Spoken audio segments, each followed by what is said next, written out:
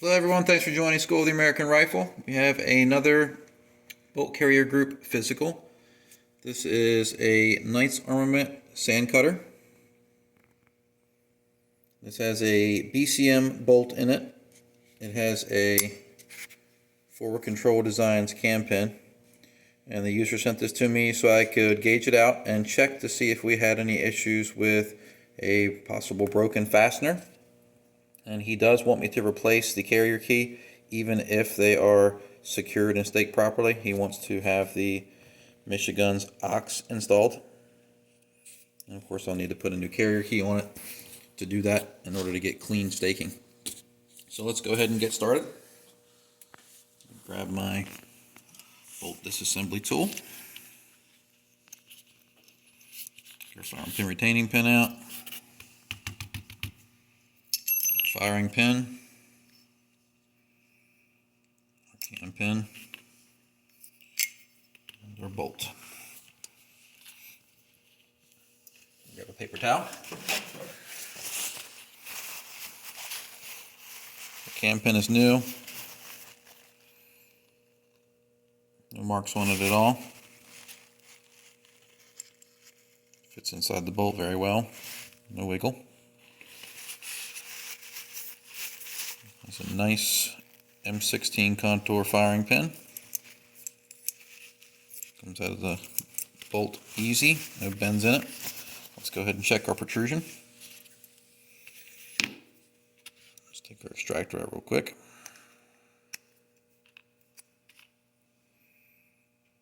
Looks like this just has the 5-coil spring with the rubber insert.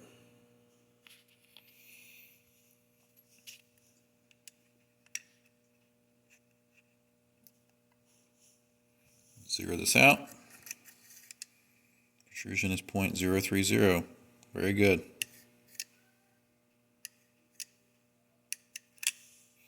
We'll set that aside. Firing pin tip looks good.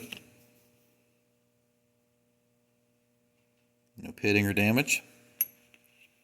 Let's go ahead and check for magnetism. Cam pin's good.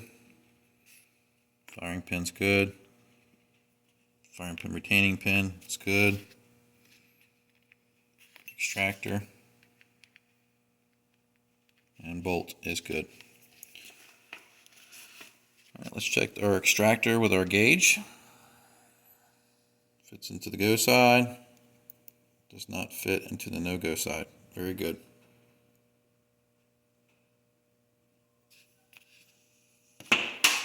Oh, lost that gauge. Give me one moment.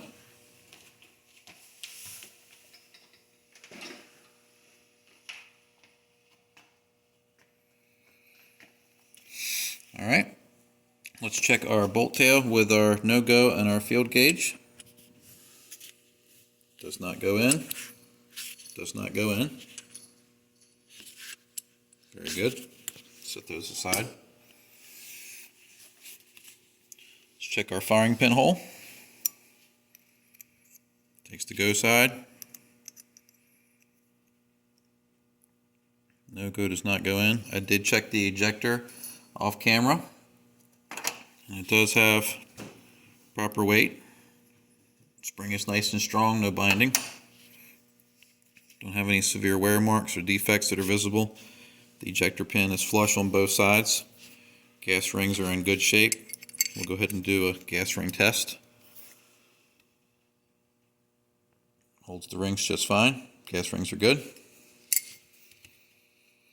We'll grab a barrel and we'll do a headspace check real quick.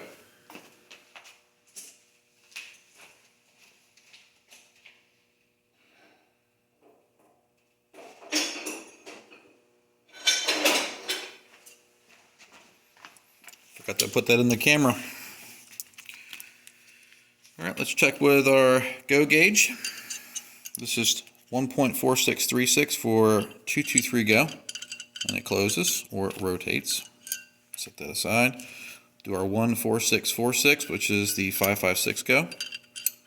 And that rotates as well. Very good. And we will do our field gauge. We do not want the bolt to rotate or close on this. And it doesn't. Very good. Alright, we'll set that aside.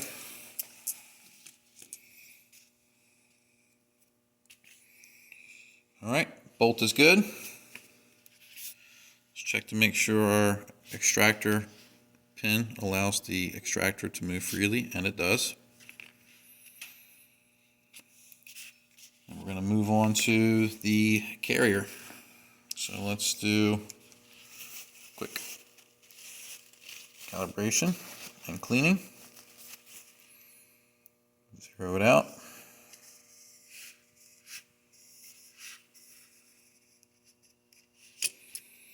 Let's check the length of this carrier.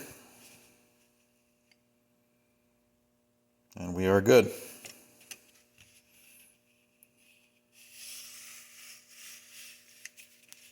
Set that off to the side. Alright, let's check carrier key alignment.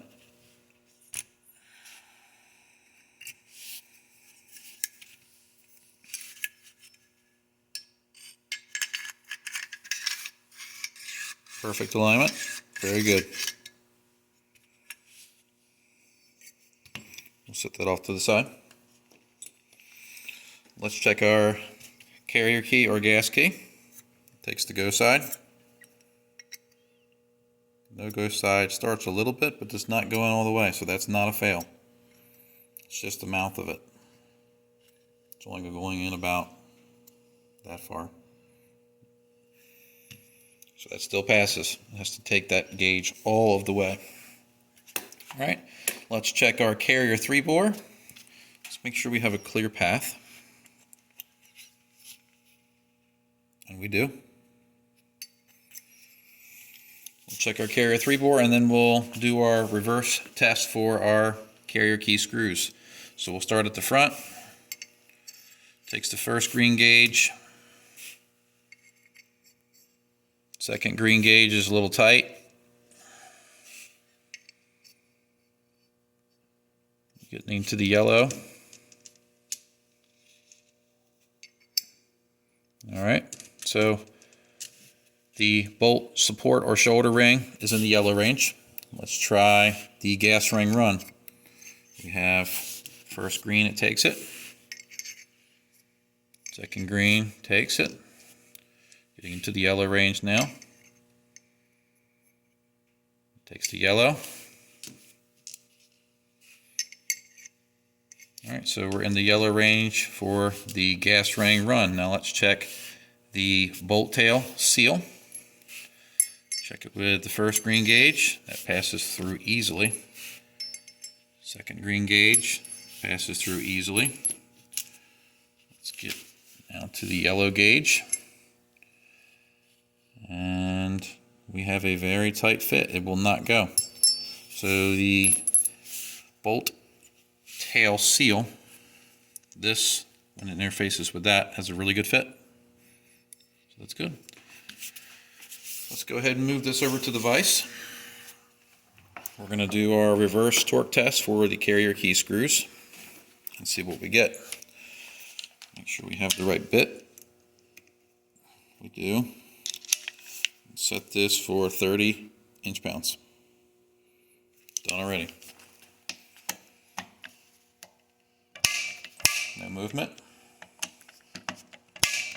No movement. So let's see what it can handle. Since the owner wants this removed anyway, let's see what we can go up to. So we'll go up to 40 inch-pounds. We'll try a reverse test. No movement. No movement again. Let's go up to 50.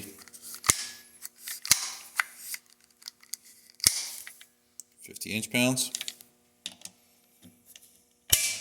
Still not moving. Pretty strong. We're now at 60. And this maxes out at 65. So let's just go ahead and go up to 65. See what we get.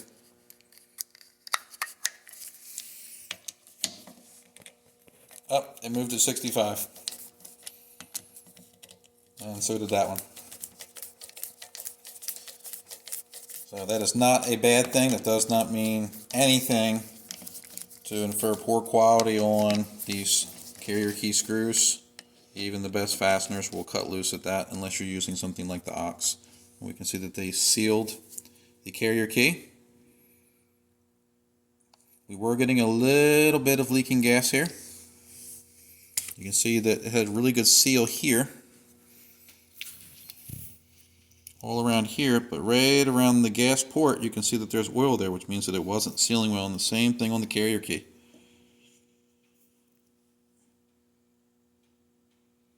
So we were having some gas leakage, but not enough to cause any problems. This is not an autopsy video. This was not giving the owner any kind of issues, but you can definitely see where some of the firing residue, carbon fouling, was blowing out of the front here, and it wasn't getting a good seal here.